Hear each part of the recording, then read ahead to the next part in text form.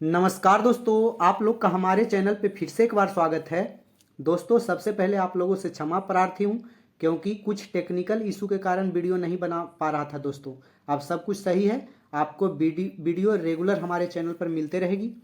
दोस्तों, हम लोग आरआरबी एनटीपीसी 2024 की तैयारी के लिए प्रीवियस ईयर क्वेश्चन का लगातार एनालिसिस कर रहे थे और कुछ सेट को हमने किया था। उसी क्रम में दोस्तों आज आप लोगों के लिए 30/12/2020 का सेकेंड शिफ्ट का क्वेश्चन लाया हूं। जैसा कि आप लोगों को पता है दोस्तों, मैं हमेशा से कहता हूं कि किसी भी एग्जाम की आप तैयारी करें, प्रीवियस ईयर क्वेश्चन को लगातार देख के ही जाइएगा, क्योंकि बहुत सारे क्वेश्चन हूबहू उठा लिए जाते हैं या फिर बहुत सारे उससे जुड़े सवाल हो सकते हैं। और आपको पता है कि मैं हर एक सेट में जीके जीएस का व्याख्या तो करता हूँ, साथ में करंट का न्यू अपडेट भी देता हूँ। इसलिए आप लोग हमारे चैनल पर बने रहें, लाइक सब्सक्राइब करें। तो पहला क्वेश्चन देखते हैं दोस्तों, व्यापगत का सिद्धांत नीति किसने तैयार की थी? तो व्यापगत का सिद्धांत लॉर्ड डलहौजी के द्वारा लाया गया था। इसके तहत गोद लेने की प्रथा को समाप्त किया गया था। दोस्तों, अगर किसी राजा को पुत्र नहीं होता था तो वह कोई बच्चा का गोद लेता था, जिसके वजह से राजा का संपत्ति उस बच्चे के नाम से हो जाता था। अंग्रेजों को इस चीज का बुरा लगा, उन्होंने इस प्रथा को समाप्त किया। सोचा अगर राजा किसी बच्चे को गोद लेगा तो सारी संपत्ति उस बच्चे के नाम से हो जाएगी, इसलिए गोद ही लेने न दिया जाए तो टोटल संपत्ति अंग्रेज के नाम से हो जाएगी। इसलिए गोद लेने की प्रथा को समाप्त किया गया इसके तहत। और यह जो व्यापगत का सिद्धांत है 1848 में आया दोस्तों, और इसके तहत सबसे पहले हड़पा जाने वाला राज्य जो था सतारा था। 1856 में इसी नीति के तहत अवध को कुशासन के आरोप में मिला लिया गया। अवध को बोला गया कि खराब शासन यहाँ हो रहा है, इसलिए अंग्रेज सरकार उसको कब्जा में लेगी। डलहौजी की बात करें तो भारत में रेलवे का जनक कहा जाता है। यह टेलीग्राफ की शुरुआत भी डलहौजी ने किया, डाक नेटवर्क की शुरुआत भी डलहौजी ने किया। लॉर्ड क्लाइव की बात करें तो 1764 में बक्सर का युद्ध हुआ था, इसी के नेतृत्व में जीता गया था। दोस्तों, वारेन हेस्टिंग्स की बात करें तो 1773 में रेगुलेटिंग एक्ट इसके शासनकाल में आया था। जबकि डायर की बात करें तो जालियांवाला बाग में गोली चलाने का आदेश इसी के द्वारा दिया गया था, डायर के द्वारा। और कब ये जालियांवाला बाग हत्याकांड हुआ था दोस्तों, कमेंट करके बताइएगा। डेट, ईस्वी के साथ डेट भी दीजिएगा। कमेंट तो पक्का कीजिए, नहीं आता है तो गूगल से सर्च करके भी दीजिए, क्योंकि जो सर्च किया हुआ रहता है वो हमेशा याद रहता है लोगों को। तो सेकेंड क्वेश्चन देखते हैं। दूसरा क्वेश्चन, इलेक्ट्रॉनिक रूप से सामान खरीदना या बेचना डैश नाम से जाना जाता है। इलेक्ट्रॉनिक रूप से सामान खरीदते या बेचते हैं उसको ई कॉमर्स बोलते हैं। जैसे फेसबुक पे, यूट्यूब पे ऐड आता है, उसको देख के हम लोग खरीदते हैं दोस्तों, तो ई कॉमर्स के अंतर्गत आता है। विश्व पर्यावरण दिवस 2019 की विषय वस्तु क्या है? तो विश्व पर्यावरण दिवस 2019 की विषय वस्तु थी एयर पोल्यूशन, वायु प्रदूषण। जबकि वर्तमान की अगर बात करें तो हमारी भूमि हमारा भविष्य है, और हैश जेनरेशन रिस्टोरेशन इंग्लिश में है, इसको भी याद रखिएगा। शुरुआत दोस्तों इसके लिए बैठक हुआ था 1972 में, लेकिन सबसे पहले विश्व पर्यावरण दिवस मनाया गया था 5 जून 1974 को, इसको याद रखिएगा। नेक्स्ट क्वेश्चन देखते हैं, अंग्रेजों ने मैसूर के साथ कितने युद्ध लड़े थे? तो अंग्रेजों ने मैसूर के साथ कुल 4 युद्ध लड़े थे। याद रखेंगे 1767 से 69 तक हुआ था पहला युद्ध, जो मद्रास की संधि के तहत समाप्त हुआ था। दूसरा युद्ध की बात करें तो 1780 से 84 तक चला, और ये मंगलौर की संधि के तहत समाप्त हुआ। तीसरा युद्ध की बात करें तो 1790 से 92 तक के चला, और यह श्री रंगपट्टनम की संधि के तहत समाप्त हुआ। और चौथा युद्ध 1799 में शुरू हुआ, जो कि टीपू सुल्तान के शहीद होने के साथ खत्म हो गया, तो इसको याद रखिएगा। नेक्स्ट क्वेश्चन देखते हैं, नोबेल पुरस्कार की कितनी श्रेणियां होती है? तो दोस्तों नोबेल पुरस्कार की कुल 6 श्रेणियां होती है। नोबेल पुरस्कार जो है स्वीडन के एक वैज्ञानिक थे, अभियंता थे, इनके वसीयतनामा के अनुसार दिया जाता है, अल्फ्रेड नोबेल। अल्फ्रेड नोबेल के वसीयतनामा के अनुसार शुरुआत किया गया था 1901 में देने का नोबेल पुरस्कार, और टोटल 5 श्रेणी में शुरुआत में दिया गया था, जिसमें फिजिक्स, केमिस्ट्री, फिजियोलॉजी या फिर उसको बोलते हैं मेडिसिन, और चौथा शांति के क्षेत्र में, और 5वां साहित्य के क्षेत्र में दिया गया था। जबकि 6ठा नोबेल पुरस्कार 1969 में अर्थशास्त्र के क्षेत्र में दिया जाने लगा। दोस्तों, सभी पुरस्कार स्वीडन देश के द्वारा दिया जाता है, जबकि शांति का नोबेल पुरस्कार नॉर्वे देश के द्वारा दिया जाता है। पहले नोबेल पुरस्कार प्राप्तकर्ता भारतीय रविंद्रनाथ ठाकुर थे, जिन्हें 1913 में पुस्तक गीतांजलि के लिए साहित्य का नोबेल पुरस्कार दिया गया। तो इसको याद रखिएगा। अभी हाल फिलहाल में नोबेल पुरस्कार 2024 दिया जा चुका है, नामित किया जा चुका है। वो 10 दिसंबर को प्रत्येक वर्ष दिया जाता है नोबेल पुरस्कार, तो 10 दिसंबर को दिया जाएगा सभी को, और उसका लिस्ट भी आ चुका है, और सभी का वीडियो मैं अपने चैनल पे डालूंगा, इसलिए उसको देख लीजिएगा। नेक्स्ट क्वेश्चन देखते हैं। WHO द्वारा मई 2019 में किन देशों को मलेरिया मुक्त घोषित किया गया है? तो 2019 में अल्जीरिया और अर्जेंटीना को मलेरिया मुक्त घोषित किया गया था। लेकिन करेंट की अगर बात करें तो 2021 में चीन को मलेरिया मुक्त घोषित किया गया। और हाल फिलहाल की अगर बात करें तो काबो बर्डे देश है और मिस्र है, जिसको कि 2024 में मलेरिया मुक्त घोषित किया गया है। दोस्तों, WHO क्या है? World Health Organization. इसकी स्थापना 7 अप्रैल 1948 को हुआ था दोस्तों, और इसीलिए 7 अप्रैल को विश्व स्वास्थ्य दिवस भी मनाते हैं। भारत ने मलेरिया से मुक्ति का लक्ष्य 2030 तक रखा है कि भारत मलेरिया मुक्त हो जाएगा, तो इसको याद रखिएगा। जबकि टीबी से मुक्त भारत 2025 तक होगा, ऐसा लक्ष्य भारत सरकार ने रखा है। नेक्स्ट क्वेश्चन देखते हैं दोस्तों। फेसबुक के संस्थापक कौन है? तो फेसबुक के संस्थापक मार्क जुकरबर्ग हैं, और इसी तरह से माइकल एस डेल जो है डेल तकनीक के आविष्कारक हैं। टिम बर्नर्स-ली WWW के आविष्कारक हैं, इसको भी याद रखिएगा। और बिल गेट्स की अगर बात करें तो माइक्रोसॉफ्ट के संस्थापक है बिल गेट्स। एक याद रखिएगा, ईमेल, सभी व्यक्ति का ईमेल होता है, क्योंकि ईमेल से लॉगिन रहेगा तभी जो है कोई काम ज़्यादा करके आसानी होता है हम लोग को संदेश भेजने में। इसका फुल फॉर्म होता है इलेक्ट्रॉनिक मेल। इसके आविष्कारक हैं कौन दोस्तों? रे टॉमिल्सन, इसको याद रखिएगा। नेक्स्ट क्वेश्चन देखते हैं। स्वच्छ भारत मिशन कब शुरू किया गया था? तो स्वच्छ भारत मिशन 2 अक्टूबर 2014 में शुरू किया गया था दोस्तों, और इसके तहत खुले में शौच मुक्त का अभियान चलाया गया था, और इसी के लिए 5 साल में इसका मतलब लक्ष्य निर्धारित किया गया था। और 2 अक्टूबर 2019 यानी कि इसके 5 साल के बाद पीएम ने खुले में शौच मुक्त का दावा कर दिए, प्रधानमंत्री नरेंद्र मोदी, कि भारत अब शौच मुक्त हो चुका है, खुले में शौच मुक्त।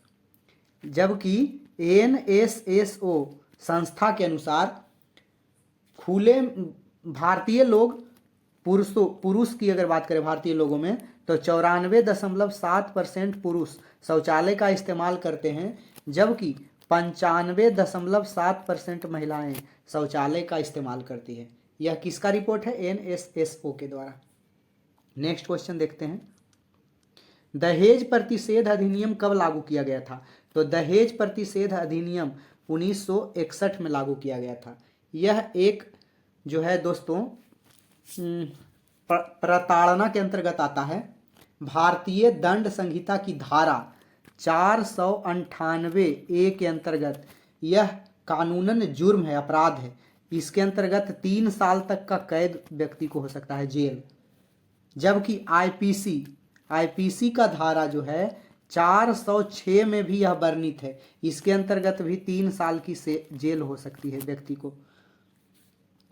दहेज प्रथा की अगर बात करें तो कहा जाता है कि दहेज प्रथा उत्तर वैदिक काल से प्रारंभ हुआ, इसको याद रखिएगा। नेक्स्ट क्वेश्चन देखते हैं। 2011 की जनगणना के अनुसार भारत का सर्वाधिक साक्षर राज्य कौन सा है?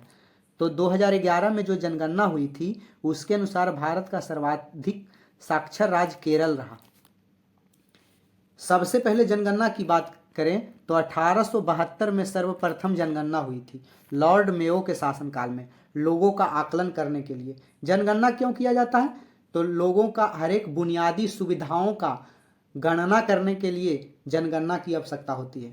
तो सबसे पहले जनगणना 1872 में लॉर्ड मेयो के शासनकाल में हुआ था, जबकि नियमित जनगणना जो प्रत्येक 10 वर्षों पर होती है वो 1881 ईस्वी में चालू हुआ था। और जातिगत आधारित जनगणना 1931 में हुई थी दोस्तों सर्वप्रथम। अभी जो 2011 की जनगणना हुई थी वह देश की 15वीं जनगणना थी, इसको याद रखिएगा। और इसके आयुक्त सी चंद्रमौली जी थे। भारतीय संविधान के अनुच्छेद 246 में जनगणना का विषय के बारे में वर्णन है कि इसी के तहत जनगणना कराना केंद्र सरकार की जिम्मेवारी है। और आप लोग कमेंट करके वीवीआई क्वेश्चन का आंसर दीजिएगा कि जनसंख्या का महाविभाजक वर्ष किसे कहा जाता है। नेक्स्ट क्वेश्चन देखते हैं, कोलेरू झील किस भारतीय राज्य में स्थित है? तो आंध्र प्रदेश में कोलेरू झील है दोस्तों, याद रखिएगा। बहुत सारे झील के बारे में बात करते हैं। पेरियार झील कहाँ है दोस्तों? केरल में है। लोनार झील महाराष्ट्र में है। लोनार झील के बारे में क्वेश्चन पूछता है कि पृथ्वी पर उल्का पिंड के द्वारा बना हुआ झील कहाँ है? तो लोनार झील महाराष्ट्र में है। चिल्का झील जो कि उड़ीसा में है और खारे पानी की लैगून यानी तटीय झील है। हुसैन सागर झील आंध्र प्रदेश में है दोस्तों, याद रखिएगा। डिंडवाना झील राजस्थान में है। लोकटक झील मणिपुर में है। लोकटक झील भारत की सबसे स्वच्छ झील के अंतर्गत आती है। पुलिकट झील तमिलनाडु में है। सांभर झील भी राजस्थान में है। बुल्लर झील भारत की सबसे मीठे पानी की झील बुल्लर झील है। और विश्व में सबसे बड़ा खारे पानी की झील जो है तुर्की का बौन झील है। 300% से भी अधिक खारा है दोस्तों, याद रखिएगा। 330 के लगभग हम पढ़े थे, यानी 300% से ऊपर ही है, 330% के आसपास।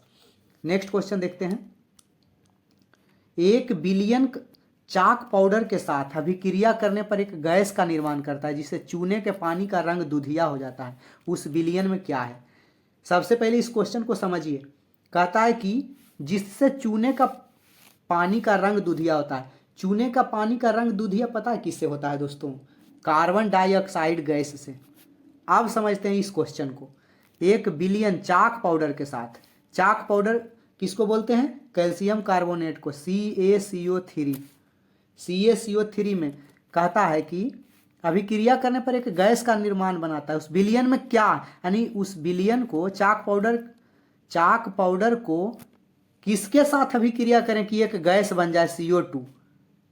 यही कह रहा है, यही ना CO2 जो है चूने के पानी को दुधिया करता है। तो उसी के बारे में कह रहा है कि कैल्शियम कार्बोनेट चाक पाउडर के साथ अभिक्रिया करने पर एक गैस का निर्माण होता है। तो बिलियन में क्या मिलाएं, यानी कि चाक पाउडर में हम क्या मिलाएं कि हमारा एक ऐसा चीज बने, यानी कि CO2 बने जो कि चूने का पानी का दुधिया करता है। तो चूने का पानी का दुधिया करता है CO2। तो इसीलिए देखिए CaCO3 इसको बनाते हैं, फिर समझते हैं। CaCO3 को 2HCl के साथ अभिक्रिया करा के CaCl2 plus CO2 plus H2O बनता है। अभी यही बोल रहा था कि 1 बिलियन चाक पाउडर के साथ अभिक्रिया करने पर एक गैस निर्माण। 1 बिलियन माने HCl जो बिलियन है ये कैल्शियम कार्बोनेट की अभिक्रिया के साथ करने पर एक गैस का निर्माण करता है। ये देखिए यहाँ CO2 गैस है, और यही जो है जिससे चूने के पानी का रंग दुधिया हो जाता है। तो CO2 चूने के पानी को दुधिया करता है। तो कहता है उस बिलियन में क्या है? तो उस बिलियन में HCl मिलाया गया है। फिर से सुनिएगा, हो सकता है ज़्यादा हम बोल दिए तो कंफ्यूज हो जाइएगा, इसलिए फिर से सुनिएगा 2-3 बार। शॉर्ट में फिर से बोलता हूँ कि कहता है कि 1 बिलियन चाक पाउडर के साथ अभिक्रिया करने पर एक गैस निर्माण करता है। वह कौन सा बिलियन है जो चाक पाउडर के साथ अभिक्रिया करने पर एक गैस बनाएगा और वो गैस जो है चूने के पानी का रंग दुधिया करेगा? तो वह HCl जो है जो चाक पाउडर के साथ अभिक्रिया करने पर एक गैस बनाएगा CO2, और CO2 चूने के पानी को दुधिया करता है। थोड़ा टफ क्वेश्चन है, जिनको पढ़ा होगा 10 क्लास में पढ़े होंगे बढ़िया से उनको ही पता चलेगा। नेक्स्ट क्वेश्चन देखते हैं, टाइम हो गया ज़्यादा दोस्तों। गदर पार्टी के सह संस्थापक कौन थे? तो लाला हरदयाल गदर पार्टी के सह संस्थापक थे। मतलब दो व्यक्ति मिलके इसको स्थापना किए थे। गदर पार्टी का स्थापना 1913 में हुआ था दोस्तों, सैन फ्रांसिस्को में। और इसके पहले अध्यक्ष सोहन सिंह भाखना थे। बहुत बार पूछ लिया जाएगा। सह संस्थापक हरदयाल थे, यानी कि हरदयाल, लाला हरदयाल और सोहन सिंह भाखना दोनों मिलकर स्थापना किए थे। दादा भाई नौरोजी की बात करें तो यह 1886 में भारतीय राष्ट्रीय कांग्रेस के अध्यक्ष बने थे। Grand old man of India भी कहलाते हैं। और गोपाल कृष्ण गोखले गांधी जी के राजनीतिक गुरु थे। नेक्स्ट क्वेश्चन देखते हैं। 1931 में निम्नलिखित में से कौन इंडियन नेशनल कांग्रेस के अध्यक्ष थे? अभी देखिए 1931 में पूछा, तो 1931 में सरदार वल्लभ भाई पटेल जी थे। अच्छा, भारतीय राष्ट्रीय कांग्रेस की स्थापना की बात करें तो इसकी स्थापना 28 दिसंबर 1885 को हुई थी दोस्तों। और यह बम्बई में हुई थी, गोकुल दास तेजपाल संस्कृत कॉलेज में। 72 प्रतिनिधि के द्वारा पहला बैठक किया गया था। और कांग्रेस का नाम जो है दादा भाई नौरोजी के द्वारा सुझाया गया था कि कांग्रेस इसका नाम रखिए संगठन का। और भारतीय राष्ट्रीय कांग्रेस के आधिकारिक इतिहासकार की बात करें तो पट्टाभी सीतारामैया को कहा जाता है। शुरुआत के 4 जो अधिवेशन हुए दोस्तों, वो 4 धर्म के लोग के द्वारा किया गया। देखिए कैसे समझिए थोड़ा। 1885 में पहला बैठक हुआ, 1886, 1887 में तीसरा, 1888 में चौथा, 85 में WC बनर्जी एक हिंदू अध्यक्ष थे, 86 में दादा भाई नौरोजी जो कि एक पारसी व्यक्ति थे, 87 में बदरुद्दीन तैयब जी जो कि एक मुस्लिम व्यक्ति थे, और 88 में जॉर्ज यूले जो कि एक अंग्रेज था जो ईसाई धर्म से रिलेटेड था। तो चारों 4 धर्म से रिलेटेड थे, तो इसको याद रखिएगा। फर्स्ट महिला भारतीय राष्ट्रीय कांग्रेस की 1917 में एनी बेसेंट बनी थी। जबकि भारतीय महिला की बात करें तो 1925 में सरोजनी नायडू कानपुर अधिवेशन में बनी थी। और इनका एनी बेसेंट कलकत्ता अधिवेशन में बनी थी। पहले निर्वाचित अध्यक्ष सुभाष चंद्र बोस 1939 में बने थे। स्वतंत्रता के समय पूछा जाता है दोस्तों, याद रखिएगा 1946 में जेबी कृपलानी मेरठ अधिवेशन की अध्यक्षता किए थे। जबकि स्वतंत्रता के बाद अगर पूछे तो जयपुर अधिवेशन में पट्टाभी सीतारामैया किए थे। नेक्स्ट क्वेश्चन देखते हैं। सार्क में कितने सदस्य देश शामिल हैं? तो सार्क में टोटल 8 सदस्य देश शामिल हैं दोस्तों। इसका फुल फॉर्म है South Asian Association for Regional Cooperation. फिर से सुन लीजिए। S for South, A for Asian, A for Association, R for Regional, C for Cooperation. South Asian Association for Regional Cooperation. इसकी स्थापना 8 दिसंबर 1985 को हुई थी दोस्तों। इसका मुख्यालय नेपाल के काठमांडू में है और स्थापना बांग्लादेश के ढाका में हुआ था। ट्रिक के तौर पर याद रखिएगा, स्त्री, अफवा, माँ, भापा, भू ने इतने सदस्य देश हैं। श्री से श्रीलंका, आप से अफगानिस्तान, बा से बांग्लादेश, माँ से मालदीव, भा से भारत, पा से पाकिस्तान, भू से भूटान, ने से नेपाल। श्री, अफवा, माँ, भापा, भू ने इतने सदस्य देश 8 हैं टोटल। नेक्स्ट क्वेश्चन देखते हैं। 2016 में भारत के स्मार्ट शहरों के रूप में विकसित किए जाने से पहले बैच में कितने शहरों का चयन किया गया था? स्मार्ट शहर चुनने का कार्यक्रम प्रधानमंत्री के द्वारा 25 जून 2015 को इसका शुरुआत किया गया था, याद रखिएगा। और पहला बैच चुना गया 2016 में, जिसमें 20 शहरों को चुना गया और फास्ट ट्रैक राउंड में 13 शहर को चुना गया था। इसको याद रखिएगा। नेक्स्ट क्वेश्चन देखते हैं। बेटी बचाओ बेटी पढ़ाओ योजना किस वर्ष में शुरू की गई थी? तो बेटी बचाओ बेटी पढ़ाओ 2015 में शुरू किया गया था दोस्तों। क्यों? यह जो है 22 जनवरी 2015 को इसलिए चालू किया गया था क्योंकि भारत में लिंगानुपात को मेंटेन करना था। भारत में सर्वाधिक लिंगानुपात के मामले में केरल है, राज टॉप पर है, जबकि सबसे कम हरियाणा है, जहां की प्रति 1000 पुरुषों पर 879 महिलाएं रहती हैं। तो इसलिए नेक्स्ट क्वेश्चन देखते हैं। भारतीय राष्ट्रीय कांग्रेस का पहला अधिवेशन कब आयोजित हुआ? तो दिसंबर 1885 में। भारतीय राष्ट्रीय कांग्रेस से जुड़े सभी तथ्य मैं ऊपर के क्वेश्चन में बता दिया हूं, इसलिए नेक्स्ट क्वेश्चन देखते हैं। भारतीय अंतरिक्ष अनुसंधान समिति का गठन कब किया गया? तो यह 1962 में गठन किया गया दोस्तों। 1963 की बात करें तो भारतीय अंतरिक्ष कार्यक्रम की शुरुआत 1963 में किया गया था। आप लोग कमेंट करके बताइएगा कि अंतरिक्ष कार्यक्रम का जनक किसे कहा जाता है, किस व्यक्ति को। बाद में दोस्तों आगे चलने के क्रम में इसरो की स्थापना भी हुआ। अंतरिक्ष से रिलेटेड संस्था है इंडियन स्पेस रिसर्च ऑर्गेनाइजेशन, जिसकी स्थापना 15 अगस्त 1969 को की गई दोस्तों। इसका मुख्यालय बेंगलुरु कर्नाटक में है। भारत में अंतरिक्ष आयोग की स्थापना 1972 में हुआ, इसको भी याद रखिएगा। नेक्स्ट क्वेश्चन देखते हैं। स्वर्णिम चतुर्भुज परियोजना का शुभारंभ किसने किया था? तो यह अटल बिहारी वाजपेयी के द्वारा किया गया था। इसके तहत 5846 किलोमीटर सड़क का निर्माण कार्य प्रारंभ किया गया। यह शुरुआत 1999 में किया गया था अटल बिहारी वाजपेयी के द्वारा, और निर्माण कार्य प्रारंभ 2001 में हुआ दोस्तों। अब बनकर रेडी कब हुआ? तो 2012 में। 5846 किलोमीटर सड़क। दोस्तों याद रखेंगे, भारत में सबसे पहले लंबा सड़क मार्ग NH7 हुआ करता था। अभी वो चेंज हो चुका है। अभी करंट में बताइए कि सबसे लंबा राष्ट्रीय राजमार्ग भारत का कौन है, कमेंट करके बताइएगा। भारतमाला परियोजना भी उसी तरह से परिवहन के क्षेत्र में आया दोस्तों। भारतमाला परियोजना 25,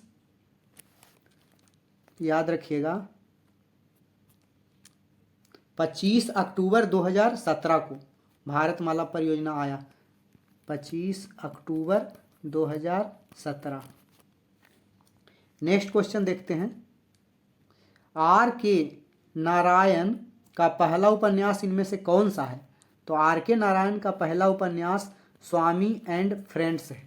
सभी R.K. नारायण का ही लिखा हुआ है। Malgudi days, the English teacher, the guide के लिए 1935 में, याद रखेंगे, द गाइड के लिए 1935 में साहित्य अकादमी पुरस्कार भी R.K. नारायण को मिल चुका है। नेक्स्ट क्वेश्चन देखते हैं। निम्न में से भूतपूर्व आंध्र प्रदेश का शास्त्रीय नृत्य कौन सा है? तो भूतपूर्व आंध्र प्रदेश मतलब दोस्तों पहले आंध्र प्रदेश बड़ा हुआ था, जबकि 2 जून 2014 को आंध्र प्रदेश 2 राज्यों में, आंध्र प्रदेश एवं तेलंगाना में बंट गया। तो भूतपूर्व आंध्र प्रदेश का शास्त्रीय नृत्य कुचिपुड़ी है। भारत में टोटल 8 नृत्यों को शास्त्रीय नृत्य का दर्जा दिया गया है, जिसमें सबसे नवीनतम जो है असम का सतारिया नृत्य है, जबकि सबसे प्राचीनतम नृत्य की बात करें तो तमिलनाडु का भरतनाट्यम है।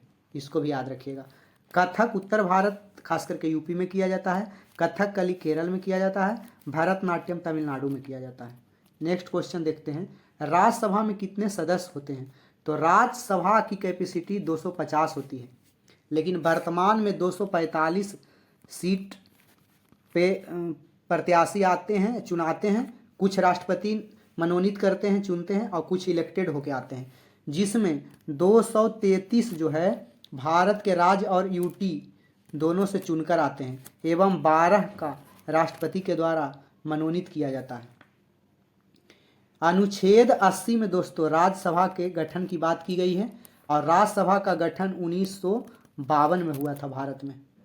राज्यसभा एक अस्थाई सदन है जो कि कभी भंग नहीं होती है।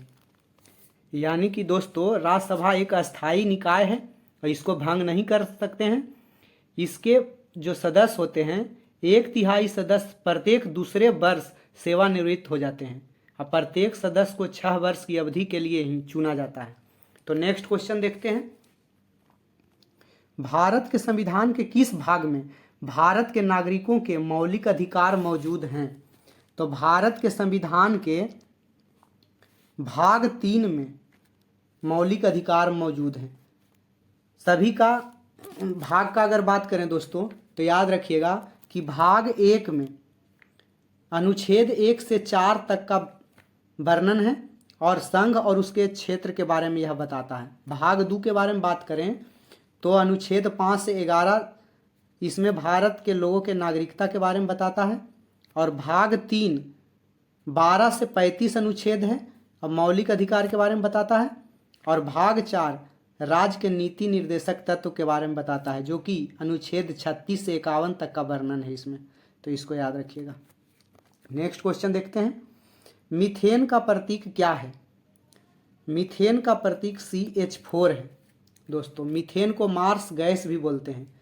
जब जुगाली करते हैं जो पशु, जो भोजन अंदर, जैसे गाय भैंस को देखते हैं, पहले खाना खा लेते हैं, फिर बाद में पेट से निकाल के मुंह में लाकर उसको चबाते हैं, तो जुगाली करने वाले पशु के अंतर्गत गाय आता है। तो जुगाली करने वाले पशु, दलदली भूमि, धान के खेत, ये सभी में मीथेन गैस प्रचुर मात्रा में मिलता है।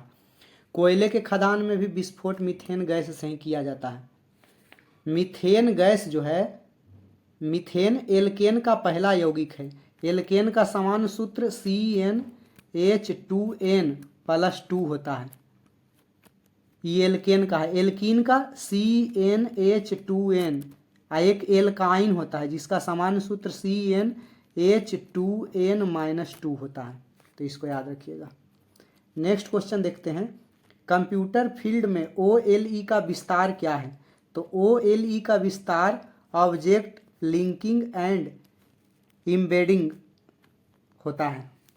Object linking and embedding. बहुत सारे कंप्यूटर से जुड़े फुल फॉर्म पूछ लिए जाते हैं दोस्तों, जिसमें से जैसे OCR का पूछता है ऑप्टिकल कैरेक्टर रिकॉग्नाइजेशन। OMR भी पूछा जाता है बहुत बार। जैसे पढ़ते हैं, पहले एग्ज़ाम जब होता था ऑफलाइन तो OMR सीट रंगने के लिए दिया जाता था।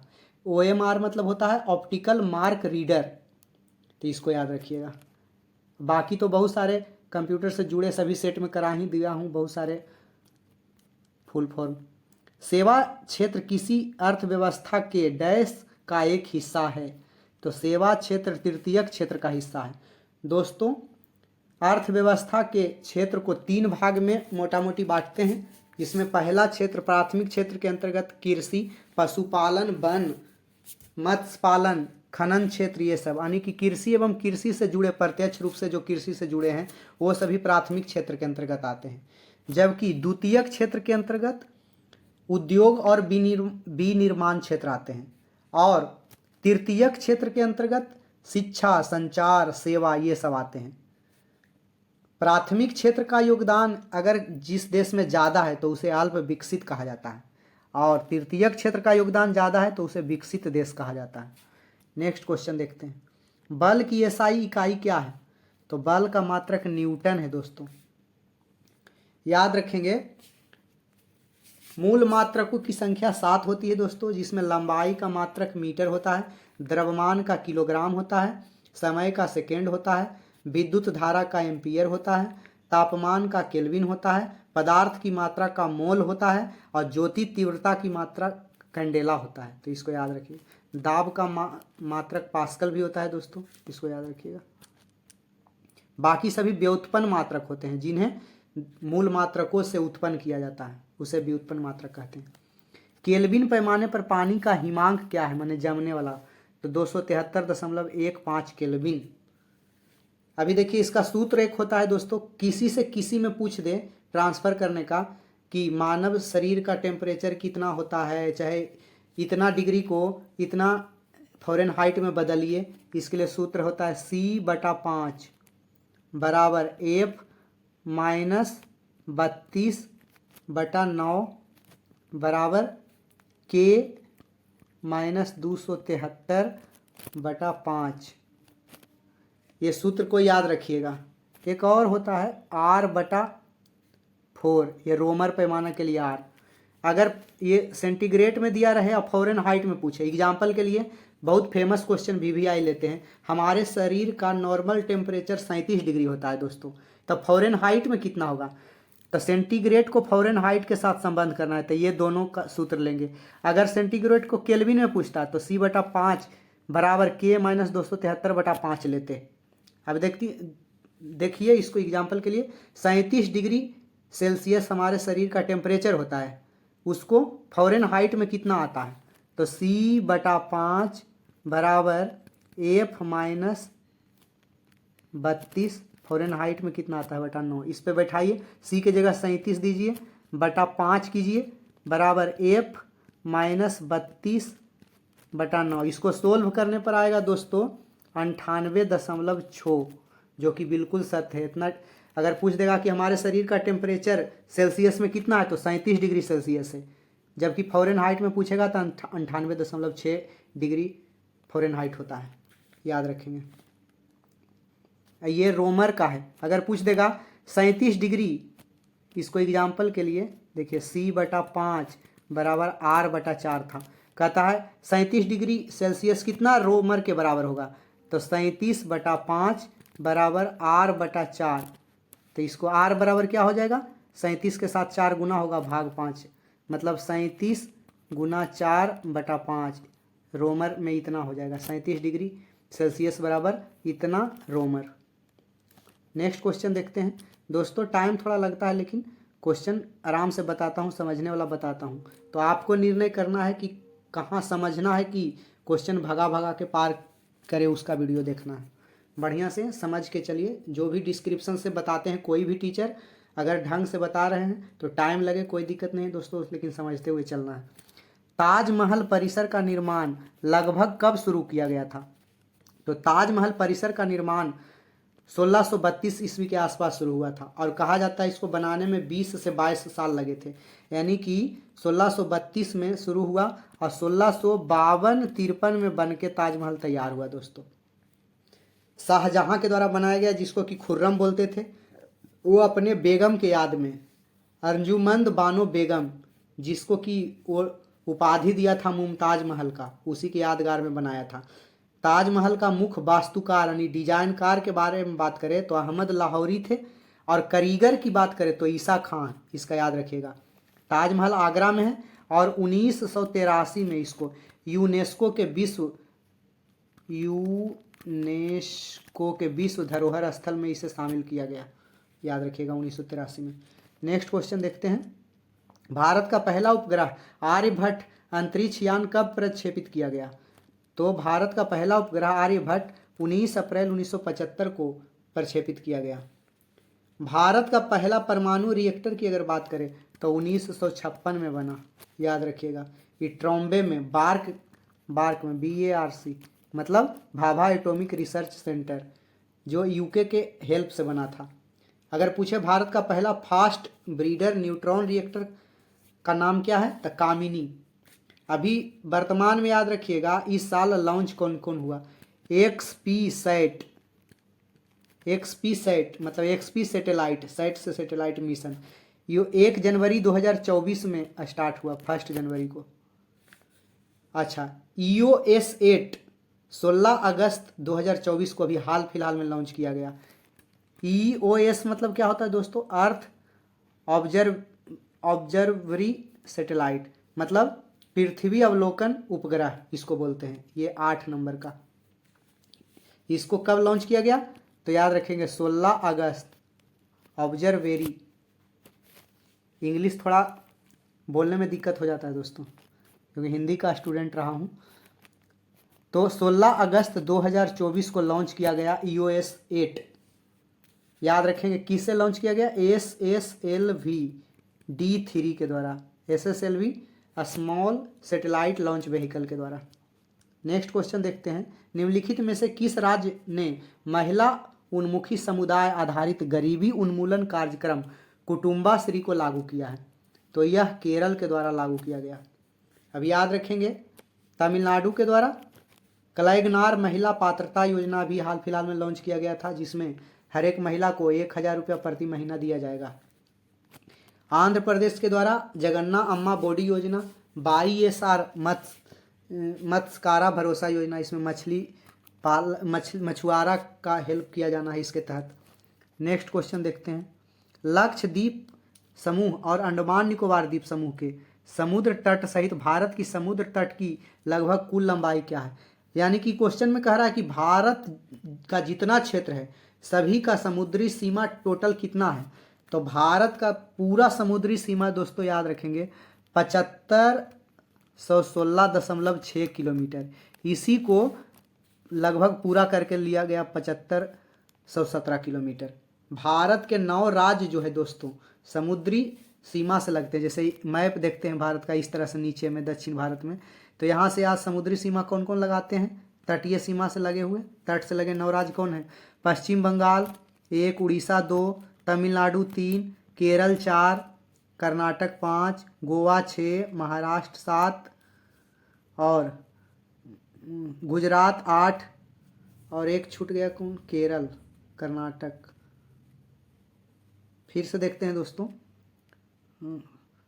पश्चिम बंगाल 1, उड़ीसा 2, आंध्र प्रदेश 3, तमिलनाडु 4, केरल 5, कर्नाटक 6, गोवा 7, महाराष्ट्र 8 और ये गुजरात 9 राज्य जो है तटीय सीमा से लगे हुए हैं भारत के, और टोटल 7516.6 किलोमीटर का तटीय सीमा है।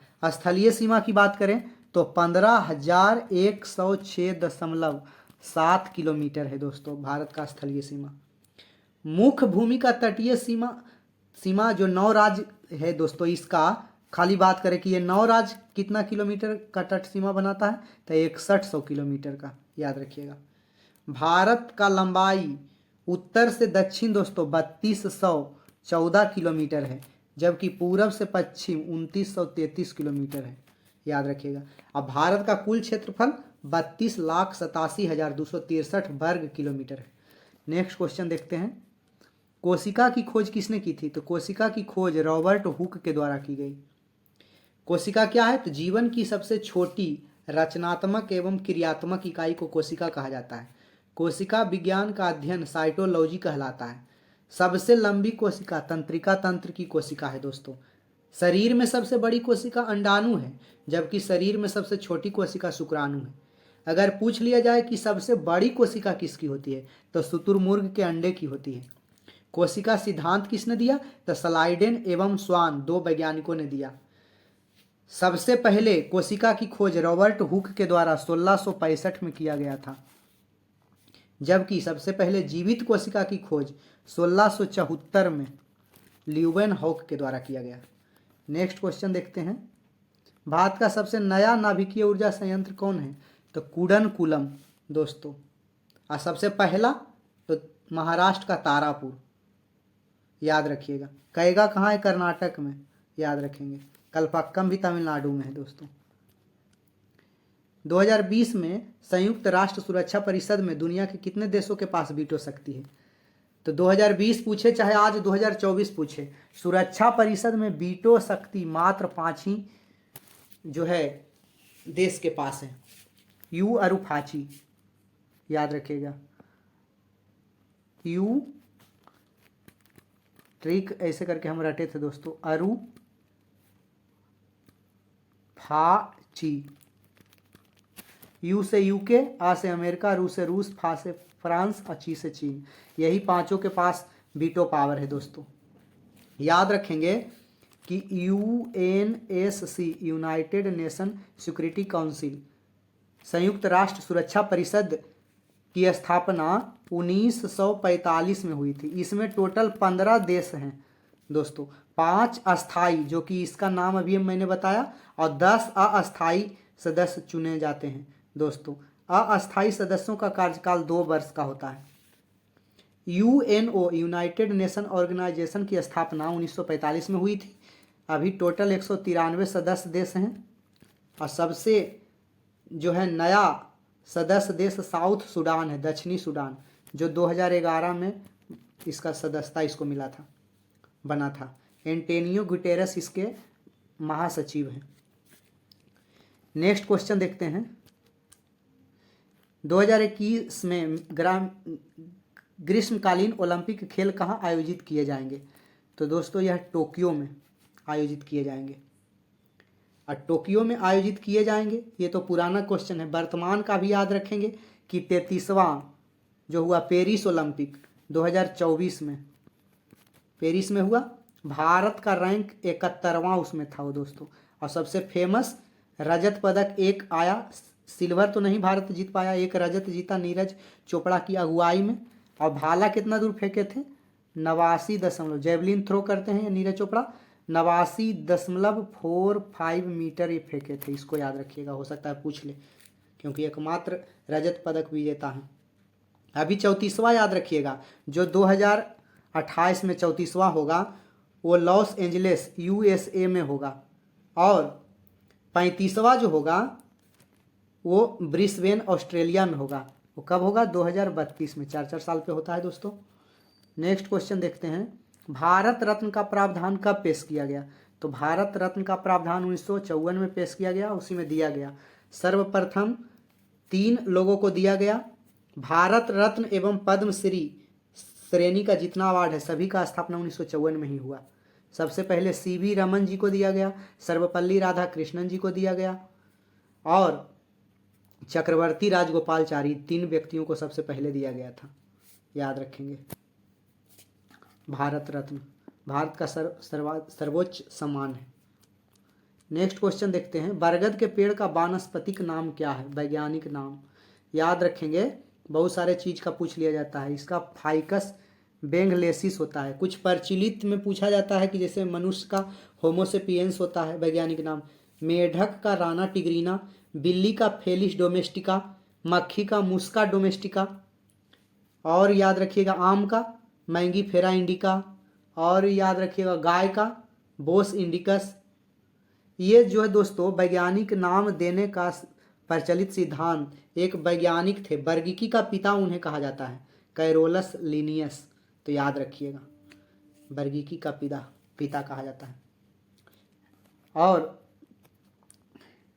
नेक्स्ट और लास्ट क्वेश्चन आज का देखते हैं हम लोग, ISFR रिपोर्ट 2019 के अनुसार भारत का कुल वन क्षेत्र कितना है?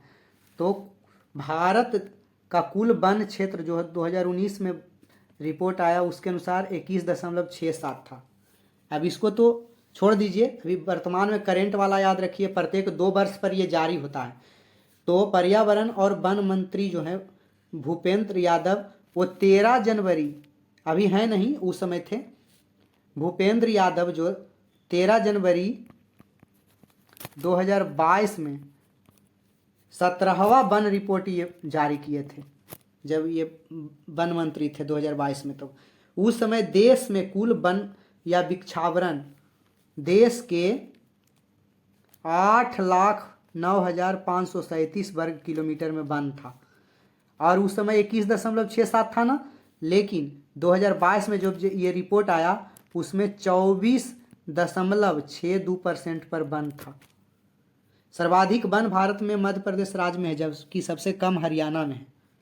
सर्वाधिक वृद्धि इस रिपोर्ट के अनुसार आंध्र प्रदेश में हुई, जबकि वन प्रतिशत सबसे ज़्यादा मिजोरम में है, 84.53% एरिया पे वन है वहाँ।